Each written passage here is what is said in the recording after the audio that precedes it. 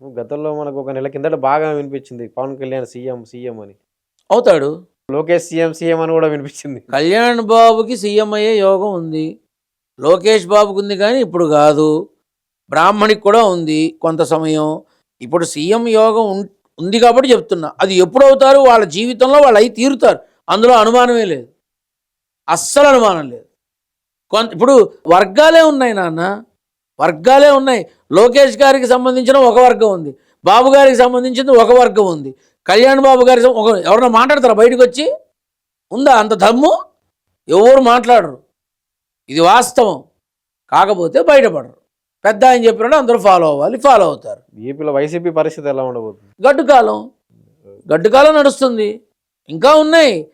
ఇంకా దాదాపుగా 5 నుంచి 6 తలకాయలు అతి తొందరలోనే మళ్ళీ లోపలికి వెళ్తాయి. అరెస్టుల పర్వం కొనసాగుతుంది. ఖచ్చితంగా ఈ సంవత్సరం అంతా చూస్తావు నువ్వు అరెస్టుల పర్వాన్ని.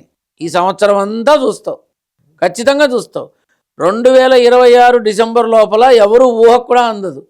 అటువంటి అద్భుతమైన మార్పులు, పెను మార్పులు ఆంధ్రప్రదేశ్లో జరగబోతున్నాయి. ఖచ్చితంగా జరుగుతాయి.